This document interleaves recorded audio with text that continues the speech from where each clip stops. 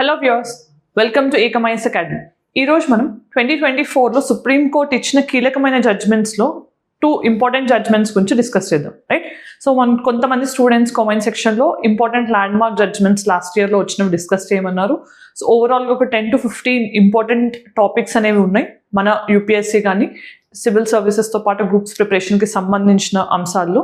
వాటిని మనం series of వీడియోస్లో కవర్ చేద్దాం. సో టైం ఫ్రేమ్ని కూడా దృష్టిలో పెట్టుకుని ఈరోజు వీడియోలో 2 ముఖ్యమైన జడ్జ్మెంట్స్ని మనం డిస్కస్ చేయబోతున్నాం. రైట్, సో ఫస్ట్ మనం డిస్కస్ చేస్తుంది చాలా ఇంపార్టెంట్ టాపిక్ ఏంటి ఫర్ ద ఇయర్ అంటే SC categorisation, SC and ST sub categorisation. So మనకు తెలిసిందే కొన్ని పొలిటికల్ పార్టీస్ దీన్ని మేనిఫెస్టోలో కూడా ప్రామిస్ చేశాయి.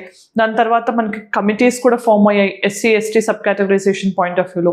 అండ్ లాస్ట్ ఇయర్ ఆగస్ట్ మంత్లో మనకి సుప్రీంకోర్టు ఒక కీలకమైన జడ్జ్మెంట్ని దీని మీద పాస్ చేయడం కూడా జరిగింది. సో ఎగ్జామినేషన్స్ పాయింట్ ఆఫ్ వ్యూలో మన కాన్స్టిట్యూషనల్ ప్రొవిజన్స్ అడగవచ్చు, లేదా ఈ జడ్జ్మెంట్ పాయింట్ ఆఫ్ వ్యూలో అసలు స్టేట్స్కి పవర్స్ ఉంటాయా లేకపోతే ప్రెసిడెంట్కి పవర్స్ ఉంటాయా ఇలాంటి వాటిని అడిగే ఛాన్స్ కూడా ఉంటుంది. సో ఒక విషయాన్ని మనం 360 యాంగిల్లో అనలైజ్ చేసి తెలుసుకున్నప్పుడు మనకి దాని గురించి మొత్తం అండర్స్టాండింగ్ ఉంటేనే రేపు వచ్చే అనలైటికల్ బేస్డ్ క్వశ్చన్స్ మీరు ఆన్సర్ చేయగలరు. రైట్, సో జడ్జ్మెంట్ ఏమి ఇచ్చారు జస్ట్ అనే ఒక క్రక్స్ ఆఫ్ ద జడ్జ్మెంట్ కాకుండా ఓవరాల్గా ఇష్యూ మీద ప్రాపర్ అండర్స్టాండింగ్ తెచ్చుకోవడానికి ట్రై చేయండి. రైట్, సో ఫస్ట్ మనం డిస్కస్ చేస్తున్న కేసు ఏంటి అంటే state of Punjab versus Devender Singh case. ఇది ఎప్పటి కేసు? 2020 కేసు. సో మరి దేనికి సంబంధించింది? రేపు మీకు డైరెక్ట్గా ఇవ్వకుండా state of Punjab versus Devender Singh case అని అడగవచ్చు. సో అప్పుడు మనకి వెంటనే రిలేట్ అవ్వాల్సింది ఏంటి? SC ST sub categorisation. Right, so మరి రీసెంట్ కాంటెక్స్ట్ ఏంటి అంటే ఆల్మోస్ట్ మనకి August 1, 2024 రోజు సుప్రీంకోర్టు ఈ జడ్జ్మెంట్ ఇవ్వడం జరిగింది. మరి ఏం చెప్పారు అని అంటే అంతకు ముందు ఉన్న జడ్జ్మెంట్ని E V Chinnaiah versus state of Andhra Pradesh case, ఇది 2005 కేసు, దాన్ని ఓవర్ టర్న్ చేస్తూ ఏం చెప్పారు? స్టేట్స్ సబ్ కేటగరైజ్ చేయొచ్చు, ఎవరిని? ఎస్సీ ఎస్టీస్ని వర్గీకరించవచ్చు అని చెప్పడం జరిగింది. అంటే E V Chinnaiah versus state of Andhra Pradesh కేసులో మనకి ఎస్సీ ఎస్టీ సబ్ కేటగరైజేషన్ చేయలేరు. ఎందుకు అని అంటే అది ప్రెసిడెన్షియల్ పవర్ మాత్రమే అండర్ ఆర్టికల్ 341 Clause 1 అని చెప్పి మనకి ఈవి చిన్నయ్య కేసులో సుప్రీంకోర్టు ఒక గైడ్ లైన్ సెట్ చేయడం జరిగింది. దాన్ని ఇప్పుడు ఓవర్ టర్న్ చేస్తూ మనకి ఈ జడ్జ్మెంట్ ఇవ్వడం జరిగింది. రైట్, అంటే ఏంటి? స్టేట్స్ ఎస్సీ ఎస్టీస్ని సబ్ కేటగరైజ్ చేయొచ్చు అని చెప్పారు. మరి అసలు సబ్ కేటగరైజేషన్ అంటే ఏంటి అంటే, ఫర్ ఎగ్జాంపుల్ జనరల్గా మనకి ఎస్సీస్కి 15% రిజర్వేషన్, ఎస్టీస్కి ఒక 7 to 8% రిజర్వేషన్స్ ఉంటాయి. అలా రిజర్వేషన్స్ ఉన్న వాటిలో మళ్ళీ ఎస్సీస్ అండ్ ఎస్టీస్లో కూడా మనకి డిఫరెంట్ టైప్స్ ఉంటాయి, వర్గీకరణ ఉంటుంది. మరి వాళ్ళకి ఓవరాల్గా 15% వెళ్తుంటే ఎస్సీస్కి, దాంట్లో మెయిన్గా ఫార్వర్డ్ సెక్షన్స్ ఎవరైతే ఎస్సీస్లో కూడా ఉన్నారో వాళ్ళు మాత్రమే అన్ని బెనిఫిట్స్ తీసుకుంటున్నారు. ఎవరైతే బాటమ్ మోస్ట్ పార్ట్లో ఉన్నారో వాళ్ళకి అసలు రిజర్వేషన్ బెనిఫిట్స్ రావట్లేదు అనేది కొంతమంది వాదన. సో అలాంటి వాళ్ళకి ఈక్వల్గా డివైడ్ అవ్వాలి అంటే ఆ 15%ని కూడా మనం డిఫరెంట్ ఎస్సీస్లో ఉన్న కాస్ట్లలో డివైడ్ చేస్తూ ఉంటాం. దాన్నే సబ్ కేటగరైజేషన్ అంటాం. అంటే ఇప్పుడు ఇచ్చిన జడ్జ్మెంట్ ప్రకారం ఏంటి? ఓన్లీ ప్రెసిడెంట్ మాత్రమే కాకుండా స్టేట్స్ కూడా సబ్ కేటగరైజ్ చేయొచ్చు ఎస్సీస్ ఎస్టీస్ని అని చెప్పి ఈ జడ్జ్మెంట్ని మనం state of Davinder Singh versus state of Punjab కేసులో దీంట్లో జడ్జ్మెంట్ ఇవ్వడం జరిగింది. రైట్, దెన్ ఇక్కడ మనం first timeline and background చూద్దాం. E V Chinnaiah versus state of Andhra Pradesh case, ఇది 2005 కేసు.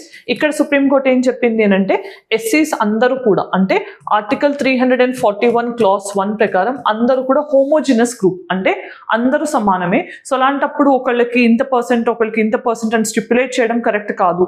సో వర్గీకరణ అనేది చేయకూడదు, సబ్ కేటగరైజేషన్ ఉండకూడదు, అందరికీ యూనిఫామ్ రిజర్వేషన్ ఉండాలి అని E V Chinnaiah versus state of Andhra Pradesh కేసులో చెప్పారు. అండ్ ఆర్టికల్ 341 ఏం చెప్తోంది? 341 Clause 1 పర్టికులర్గా ప్రెసిడెంట్కి మాత్రమే సబ్ కేటగరైజేషన్, అంటే ఎవరు ఎస్సీస్ వాళ్ళకి ఎవరికి రిజర్వేషన్ బెనిఫిట్స్ రావాలి అనేది ఎవరు డిసైడ్ చేస్తారని చెప్తున్నారు? ప్రెసిడెంట్ మాత్రమే. అంటే స్టేట్స్కి పవర్ లేదు అని ఈ కేసులో క్లియర్గా చెప్పడం జరిగింది. నెక్స్ట్ ఏంటి? దీని తర్వాత ఏం జరిగింది అంటే పంజాబ్ స్టేట్ గవర్నమెంట్ కొన్ని కమ్యూనిటీస్, ఎస్సీస్లో ఉండే వాల్మీకి కమ్యూనిటీ అండ్ మనకి Mazhabi 6 కమ్యూనిటీస్కి reservation benefits pass on అయ్యే విధంగా వీళ్ళకి ఇంత లిమిట్ ఆఫ్ రిజర్వేషన్ ఎస్సీస్లో ఇస్తాము అని ఒక ఆర్డినెన్స్ పాస్ చేయడం, దాన్ని సబ్సిక్వెంట్గా అసెంబ్లీ పాస్ చేయడం జరిగింది. పంజాబ్ ఎప్పుడు E V Chinnaiah versus state of Andhra Pradesh case తర్వాత జరిగిన పరిణామాలు అనమాట ఇవన్నీ. రైట్, 2006లో దాంట్లో ఏంటి? ఈ 2 కమ్యూనిటీస్కి ఎస్సీస్ రిజర్వేషన్లో ఉన్న దాంట్లో 50% వేకెన్సీస్ వాళ్ళకి రిజర్వ్ చేస్తాము రిక్రూట్మెంట్ పాయింట్ ఆఫ్ వ్యూలో అని పంజాబ్ గవర్నమెంట్ ఈ డెసిషన్ తీసుకోవడం జరిగింది. మరి దీన్ని ఛాలెంజ్ చేస్తూ కొంతమంది పంజాబ్ హైకోర్టుని అప్రోచ్ అయ్యారు. రైట్, ఎప్పుడు? 2010లో. మరి అప్పుడు పంజాబ్ హైకోర్టు ఏం రూల్ చేసింది, ఆల్రెడీ జ్యుడిషియల్ ప్రెసిడెంట్గా మనకి ఈవి చిన్నయ్య కేసు ఉంది. సో దాంట్లో ఏం చెప్పారు, స్టేట్స్కి అలాంటి పవర్స్ లేవన్నారు కాబట్టి పంజాబ్ గవర్నమెంట్ తీసుకునే డెసిషన్ని స్ట్రక్ డౌన్ చేయడం జరిగింది. రైట్, పంజాబ్ హైకోర్టు దాన్ని స్ట్రక్ డౌన్ చేసింది. దాన్ని సబ్సీక్వెంట్గా ఛాలెంజ్ చేస్తూ సుప్రీంకోర్టులో ఈ state of Punjab versus Devendra Singh case file అవ్వడం జరిగింది. మరి ఫైల్ అయిన తర్వాత ఏం జరిగింది అని అంటే 3 జడ్జ్ బెంచ్ని రిఫర్ చేయడం, తర్వాత దాన్ని 5 జడ్జ్ బెంచ్ రిఫర్ చేయడం, అలా మనకి ఫైనల్గా ఇది ఒక 5 జడ్జ్ బెంచ్ నుంచి టోటల్గా 7 జడ్జ్ బెంచ్కి రిఫర్ చేయడం జరిగింది. సో ఇది సీక్వెన్స్ ఆఫ్ ఈవెంట్స్ అనమాట ఈ కేసు కంటే ముందు. దెన్ ఏం జరిగింది, మెయిన్ జడ్జ్మెంట్ చూస్తే కనుక సబ్ కేటగరైజేషన్ అనేది లేకపోతే సబ్ క్లాసిఫికేషన్ అనేది స్టేట్స్ చేయొచ్చు అనేది major outcome of the judgement. Right, so states అనేవాళ్ళు సబ్ కేటగరైజ్ చేయొచ్చు. ఎందుకంటే మనకి ఈక్వాలిటీ అనే దాంతో పాటు మనం ప్రాపర్ ఈక్విటీని ఎన్షోర్ చేయాలన్నా, ఈక్వాలిటీ వేరు ఈక్విటీ వేరు, ఈ 2 కాన్సెప్ట్స్ మనకు అర్థం కావాలి. ఈక్వాలిటీ అంటే అందరూ సమానంగా చూడటం, ఈక్విటీ అంటే ఎవరైతే సమానంగా లేరో వాళ్ళని సమానంగా తీసుకురావడం కూడా కాన్స్టిట్యూషన్ యొక్క మెయిన్ ఆబ్జెక్టివ్. సో రెండింటిని ఎన్షోర్ చేయాలి అని అంటే మనకి సబ్ కేటగరైజేషన్ అవసరం అని చెప్పి సుప్రీంకోర్టు చెప్పడం. దాని తర్వాత ఏం చెప్పారు, క్రీమీ లేయర్ అనే దాన్ని కూడా ఎస్సీస్ అండ్ ఎస్టీస్లో తీసుకురావాల్సిన అవసరం ఉంది అని చెప్పడం జరిగింది. మన సబ్ కేటగరైజేషన్ ఎలా చేస్తున్నాము అంటేనే ఏంటి, ఆల్రెడీ కొంతమందికి బెనిఫిట్స్ ఎక్కువ పాస్ ఆన్ అవుతున్నాయి, కొంతమందికి తక్కువగా వస్తున్నాయి అని అర్థం. మరి అలాంటప్పుడు క్రీమీ లేయర్ కాన్సెప్ట్ ఏదైతే బీసీస్లో ఉందో దాన్ని ఇక్కడ కూడా ఇంప్లిమెంట్ చేయాల్సిన అవసరం ఉంది అని సుప్రీంకోర్టు చెప్పడం జరిగింది. రైట్, సో క్రీమీ లేయర్ అనేది ఇంక్లూడ్ చేయాలి. రైట్, ఈ క్రీమీ లేయర్ అనే దాన్ని ఎక్స్క్లూడ్ చేయాలి. ఎవరికి మెయిన్గా క్రీమీ లేయర్ అంటే ఎవరైతే మోర్ అడ్వాంటేజెస్ సెక్షన్స్ ఉన్నారో వాళ్ళకి క్రీమీ లేయర్ అంటే ఎస్సీ ఎస్టీ రిజర్వేషన్ బెనిఫిట్స్ వాళ్ళకి రాకుండా వాళ్ళని కూడా మనం ఓపెన్లో లేదంటే కొన్ని చేంజెస్ చేసి వాళ్ళకి అప్లై అయ్యే విధంగా దాన్ని మోడిఫై చేయొచ్చు అని చెప్పి సుప్రీంకోర్టు చెప్పారు. మరి ఇవన్నీ చేయాలంటే ఏంటి, మనకి ప్రాపర్గా ఎంపెరికల్ స్టడీ ఉండాలి. అంటే ఫీల్డ్ లెవెల్లో మనం స్టడీ చేసి మనకి రిజర్వేషన్ ఎంతమందికి ఎలా పాస్ ఆన్ అవుతుంది, ఎవరు బెనిఫిట్ పొందుతున్నారు, ఎవరికి రావట్లేదు, ఇలాంటివన్నీ స్టేట్స్ ఒక ప్రాపర్ స్టడీ చేసిన తర్వాత ఇలాంటి వాటి మీద నిర్ణయం తీసుకోవాలి. అలా నిర్ణయం తీసుకునేది ఖచ్చితంగా జ్యుడిషియల్ రివ్యూకి అది అబాయిడ్ అయ్యి ఉండాలి అని చెప్పి సుప్రీంకోర్టు ఈ జడ్జ్మెంట్లో చెప్పడం జరిగింది. రైట్, దెన్ మరి ఇక్కడ పొటెన్షియల్ క్రైటీరియా ఏం చెప్పారు, అసలు ఎస్సీ ఎస్టీస్లో మనం క్రీమీ లేయర్ కాన్సెప్ట్ని తీసుకురావాలి అని అంటే ఇక్కడ సుప్రీంకోర్టు ఏం చెప్పింది అంటే ఐదర్ ఎడ్యుకేషనల్ క్రైటీరియా మీద లేదు అంటే సోషియో ఎకనామిక్ ఫ్యాక్టర్స్ మీద మనం క్రీమీ లేయర్ని ఇంప్లిమెంట్ చేయొచ్చు ఎస్సీస్ ఎస్టీస్లో అని ఇక్కడ చెప్పడం జరిగింది. దాంట్లో ఏం చెప్పారు, states cannot year mark 100% reservation ఒక పర్టికులర్ కమ్యూనిటీకి మాత్రమే సబ్ కేటగరైజేషన్ ద్వారా కన్ఫర్ చేయకూడదు అని సుప్రీంకోర్టు చెప్పడం జరిగింది. అంటే మనకి డిఫరెంట్ సెక్షన్స్ ఉన్నప్పుడు వాళ్ళలో డివైడ్ అవ్వాలి తప్పించి ఒకటే కమ్యూనిటీ, అంటే ఫర్ ఎగ్జాంపుల్ ఏదైనా స్టేట్లో ఒక కమ్యూనిటీ బాగా స్ట్రాంగ్గా ఉన్నారనుకుందాం, వాళ్ళ నుంచి ఓట్ బ్యాంక్ పాలిటిక్స్ దృష్టిలో పెట్టుకుని మాక్సిమం ఓట్స్ రావాలి అని వాళ్ళకి మాత్రమే రిజర్వేషన్ బెనిఫిట్స్ ఇవ్వడం కరెక్ట్ కాదు. అందరికీ సమానంగా డివైడ్ అవ్వాలి వాళ్ళ పాపులేషన్ అండ్ వాళ్ళ స్టేటస్ని బట్టి అని చెప్పి సుప్రీంకోర్టు చెప్పింది. దాంతోపాటు states power to sub categorise అనేది మళ్ళీ జ్యుడిషియల్ రివ్యూకి సబ్జెక్ట్గా ఉంటుంది. దాంతోపాటు ఇది ఆర్టికల్ 14 కింద ఉన్న రైట్ టు ఈక్వాలిటీని కానీ ఆర్టికల్ 341 ఏదైతే ప్రెసిడెన్షియల్ పవర్ ఉందో వాటిని వైలేట్ చేస్తున్నట్టు కాదు ఈ సబ్ కేటగరైజేషన్ ఎలా చేస్తే అని సుప్రీంకోర్టు క్లియర్గా చెప్పడం జరిగింది. రైట్, దెన్ మరి ఇక్కడ కాన్స్టిట్యూషనల్ ప్రొవిజన్స్ దీన్ని అలో చేస్తున్నవి ఏంటి అంటే article 15 class 4. So examination point of వ్యూలో మనకి 15 క్లాస్ 4 కానీ 16 క్లాస్ 4 కానీ అదర్ రిలేటెడ్ ప్రొవిజన్స్ ఏంటి అని కూడా అడిగే ఛాన్స్ ఉంటుంది. సో 15 క్లాస్ 4 ప్రకారం ఏంటి, మనం ఎవరైతే social and educationally backward sections ఉంటాయో వాళ్ళకి మనం బెనిఫిట్స్ పాస్ ఆన్ చేసే విధంగా స్పెషల్ ప్రొవిజన్స్ తీసుకోవచ్చు. మనకి ఆర్టికల్ 15 కింద నో డిస్క్రిమినేషన్ అని చెప్తున్నాం on the grounds of religion కానీ రేస్ కానీ cost sex and place of birth ఇలాంటి కొన్ని ఉన్నాయి. రైట్, సో మరి ఇలాంటివి ఉన్నప్పుడు మనం రిజర్వేషన్స్ అనేవి ఎలా ప్రొవైడ్ చేస్తున్నామంటే 15 క్లాస్ 1 15 క్లాస్ 2 కింద ఉన్న వాటికి 15 క్లాస్ 3 15 క్లాస్ 4 5 6 అనేవి ఎక్సెప్షన్స్ అనమాట. మనకి మేజర్ ప్రొవిజన్స్ అనేవి 15 క్లాస్ 1 అండ్ 15 క్లాస్ 2లో మాత్రమే ఉన్నాయి. 15 క్లాస్ 3 నుంచి 15 క్లాస్ 6 మొత్తం కూడా exceptions to the general rule. ఆ ఎక్సెప్షన్ కిందనే మనం స్పెషల్ ప్రొవిజన్స్ ఎవరికి తీసుకోవచ్చు, social and educationally backward classes ఎవరైతే ఉంటారో సొసైటీలో వాళ్ళ కోసం కొన్ని స్పెషల్ ప్రొవిజన్స్ తీసుకుని వాళ్ళని కూడా ఈక్వల్గా తీసుకురావచ్చు అని ఎంపవర్ చేస్తుంది. 16 క్లాస్ 4 ఏం చెప్తుంది, రిజర్వేషన్స్ అండ్ ప్రమోషన్స్ ఎవరికి, ఎస్సీస్ ఎస్టీస్కి ఒకవేళ వాళ్ళు ప్రాపర్గా రిప్రజెంట్ అయ్యి లేరు ఆ సర్వీసెస్లో అని అనిపిస్తే కనుక ఆఫ్టర్ ప్రాపర్ స్టడీ వాళ్ళు ఆ డేటా ప్రాపర్గా ఉంటే రిజర్వేషన్స్ అండ్ ప్రమోషన్స్ కూడా కల్పించే ప్రొవిజన్ 16 క్లాస్ 4 స్టేట్స్కి కల్పిస్తుంది. దెన్ 341 క్లాస్ 1 342 క్లాస్ 2 మరి ఇదేం చెప్తోంది, ప్రెసిడెంట్ ప్రెసిడెంట్ మనకి ఎస్సీ ఎస్టీ లిస్ట్ ఎవరు వాళ్ళని కన్సల్ట్ చేసి ప్రాపర్గా మనకి రిజర్వేషన్ బెనిఫిట్స్ పాస్ అనే విధంగా స్టిపులేట్ చేయొచ్చు అని 341 342 క్లాస్ 1 చెప్తున్నాయి. దెన్ మరి ఇక్కడ SC ST sub categorisation point of view ఇప్పటి వరకు మనకి ఫామ్ అయిన డిఫరెంట్ కమిటీస్ చూస్తే కనుక ఫస్ట్ కమిటీ పి రామచంద్ర రాజు కమిటీ. సో ఇదేంటి, ఆంధ్రప్రదేశ్లో సబ్ కేటగరైజేషన్ ఎస్సీస్ పాయింట్ ఆఫ్ వ్యూలో చేయడానికి ఒక కమిటీని ఏర్పాటు చేశారు. వాళ్ళు రికమెండ్ చేసింది ఏంటి అంటే సబ్ కేటగరైజేషన్ చేయొచ్చు అని. ఇది ఒక committee. Then Usha Mehra committee 2008లో ఫామ్ అయింది.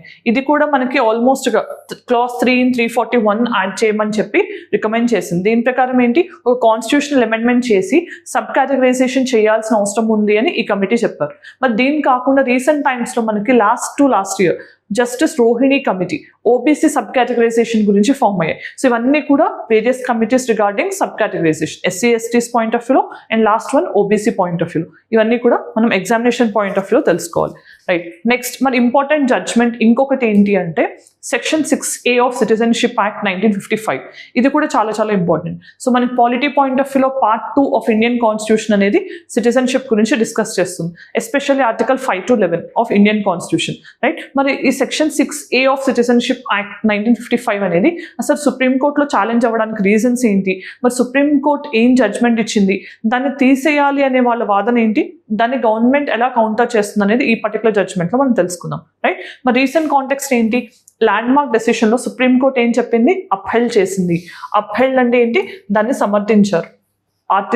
Section 6A of citizenship act 1955ని సుప్రీంకోర్టు అప్హెల్డ్ అంటే సమర్థించడం జరిగింది. మరి అసలు 6A ఏం చేస్తుంది అని అంటే జనరల్గా మనకి నార్త్ ఈస్టర్న్ స్టేట్స్లో అస్సాంకి ఎస్పెషల్గా బంగ్లాదేశ్ నుంచి హ్యూజ్ ఇన్ఫ్లక్స్ ఆఫ్ మైగ్రెంట్స్ వస్తున్నారు. రైట్, అది ఎప్పుడు అంటే మనకి ఇక్కడ 3 టైం ఫ్రేమ్స్ గుర్తుపెట్టుకోవాలి. 1966 ఒకటి, 1971 ఒకటి, ఆఫ్టర్ 1971 ఒకటి. సో మరి టైం ఫ్రేమ్స్ ఏంటి అంటే 1966 కంటే ముందు, ఒక స్టిప్యులేటెడ్ డేట్ కంటే ముందు మనకి ఇండియన్ ఆరిజిన్ సిటిజన్స్ ఎవరైనా కానీ, ఇండియన్ ఆరిజిన్ పర్సన్స్ ఎవరైనా అస్సాంకి రీఎంటర్ అయితే కనుక వాళ్ళని డిఫాల్ట్గా సిటిజన్స్గా కన్సిడర్ చేసే ప్రొవిజన్ మనకి ఈ సెక్షన్ 6A కల్పించింది అనమాట. రైట్, మరి ఇది దేని ద్వారా వచ్చింది అని అంటే అస్సాం అకార్డ్ ఆఫ్ 1985 ద్వారా ఈ ప్రొవిజన్ని మనం ఇంక్లూడ్ చేసుకోవడం జరిగింది సిటిజన్షిప్ యాక్ట్ ఆఫ్ 1955లో. అంటే దీన్ని అమెండ్మెంట్ చేసి అప్పుడు మనం ఇంక్లూడ్ చేసాం. మరి 66 లోపల వచ్చిన ఇండియన్ ఆరిజిన్ పర్సన్స్ ఏమో సిటిజన్స్గా కన్సిడర్ చేస్తున్నాం. 66 నుంచి 71 24th మార్చ్ ఎస్పెషల్లీ. మరి ఇక్కడ 24th మార్చ్ని ఎందుకు తీసుకున్నాము అని అంటే కనుక అది Bangladesh liberation day. Right, so మనకి బంగ్లాదేశ్ సెపరేట్ స్టేట్గా ఫామ్ అయిన రోజు అది. అప్పటి నుంచి అంటే దానికంటే ముందు ఎప్పుడైతే మనకి పాకిస్తాన్ నుంచి బంగ్లాదేశ్ సెపరేట్ అయిందో అప్పటి చాలా గొడవలు జరగడం వల్ల చాలా మంది బార్డర్ క్రాస్ చేసి అస్సాంలోకి వచ్చి సెటిల్ అవ్వడం జరిగింది. మరి అలా సెటిల్ అయితే ఏమవుతుంది, నేటివ్స్కి అంటే లోకల్స్కి నాన్ లోకల్స్కి మధ్యలో ఆ డిఫరెన్సెస్ రావడం వల్ల రీసోర్సెస్ విషయంలో కానీ, జాబ్స్ కానీ, ఎంప్లాయ్మెంట్ కానీ, వెల్ఫేర్ స్కీమ్స్ పాయింట్ ఆఫ్ వ్యూలో కానీ కాన్ఫ్లిక్ట్ వచ్చే ఛాన్స్ ఉంటుంది. మరి వాటిని తగ్గించాలనే ఉద్దేశంతో అస్సాం అకార్డ్ అనేది తర్వాత సైన్ అయింది. మరి అస్సాం అకార్డ్ ప్రకారం ఏంటి, ఎవరైతే 24th మార్చ్ 1971 కంటే ముందు మన అస్సాంలోకి కానీ ఇండియన్ బార్డర్స్లోకి కానీ వస్తారో వాళ్ళకి ఇండియన్ సిటిజన్షిప్ ఇస్తారు.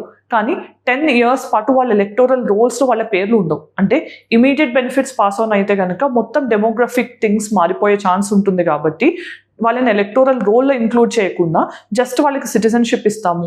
ఎవరైతే 24th మార్చ్ 1971 తర్వాత ఇండియాలోకి ఎంటర్ అవుతారో వాళ్ళని ఇల్లీగల్ మైగ్రెంట్స్గా కన్సిడర్ చేయాల్సిన ప్రొవిజన్ని section 6A of citizenship act కల్పించింది అనమాట. రైట్, సో మరి ఇక్కడ సెక్షన్ 6A అనేది మనకి 3 different టైం ఫ్రేమ్స్లో ఎవరు వచ్చారు, వాళ్ళకి ఎలాంటి సిటిజన్షిప్ రైట్స్ ఉంటాయి, వాళ్ళని మైగ్రెంట్స్గా కన్సిడర్ చేస్తామా, సిటిజన్గా కన్సిడర్ చేస్తామా, లేకపోతే ఇల్లీగల్ మైగ్రెంట్గా కన్సిడర్ చేస్తామా, ఇలాంటి ప్రొవిజన్స్ని క్లియర్గా స్టిపులేట్ చేసింది. మరి ఈ పర్టికులర్ ప్రొవిజన్ అనేది ఛాలెంజ్ చేయడం జరిగింది. రైట్, ఎందుకు అనంటే ఇది వైలేషన్ ఆఫ్ ఆర్టికల్ 14 అని, సో ఈక్వాలిటీని క్వశ్చన్ చేస్తుందని. మరి కాన్స్టిట్యూషన్లోనేమో ఇంకొక గ్రౌండ్ ఏంటి, కాన్స్టిట్యూషన్లో మనకి July 19th 1948 అనేది కట్ ఆఫ్ డేట్గా ఉంది. మరి ఇక్కడేమో 1966 అంటున్నాం, మార్చ్ 1971 అంటున్నాం. సో మరి ఈ వ్యత్యాసాలు ఎందుకు అనేది మెయిన్ క్వశ్చన్. దాంతోపాటు ఏం చెప్పారు, అస్సాం అనేది ఒక డైవర్స్ స్టేట్. మరి ఇలాంటప్పుడు మనం దీంట్లో ఒక ప్రొవిజన్ని సెపరేట్గా ఎలా ఇంప్లిమెంట్ చేస్తాం అనేది కూడా ఒక వాదన అనమాట. సో ఇలాంటి డిఫరెన్సెస్ ఆఫ్ ఒపీనియన్స్ మీద మనకి దీన్ని ఛాలెంజ్ చేశారు. బట్ సుప్రీంకోర్టు ఏం చెప్పింది అంటే దీన్ని అప్హెల్డ్ చేయడం జరిగింది. మరి గవర్నమెంట్ దీన్ని ఎలా సమర్థించుకుంది ఇక్కడ అంటే మెయిన్గా గవర్నమెంట్ వాదన ఏంటి? Under article 11 of Indian constitution సిటిజన్షిప్కి సంబంధించిన ఏ లా తీసుకోవాలన్నా, ఏది పాస్ చేయాలన్నా ఎవరికి రైట్స్ కల్పించారు? Parliament of India.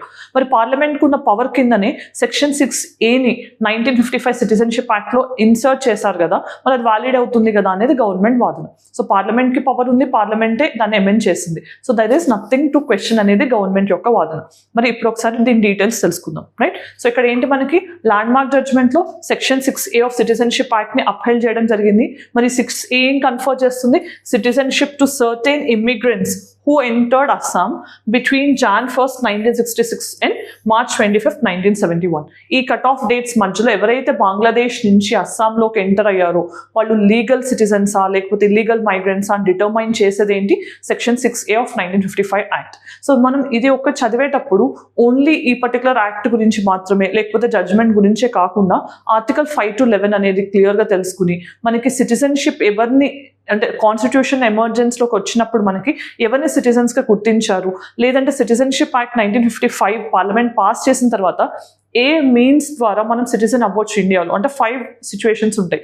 బ్రాండ్ అని గుర్తుపెట్టుకోవచ్చు షార్ట్కట్లో: birth, acquisition, registration, naturalization, descent. మరి ఈ 5 గ్రౌండ్స్ ఏంటి, ఎలా ఆ సిటిజన్షిప్ని తెచ్చుకోవచ్చు, మైనర్ సిటిజన్స్ యొక్క ఎక్సెప్షన్స్ ఏంటి, అలాంటివన్నీ కూడా మనం చదువుకోవాల్సిన అవసరం ఉంటుంది, రైట్?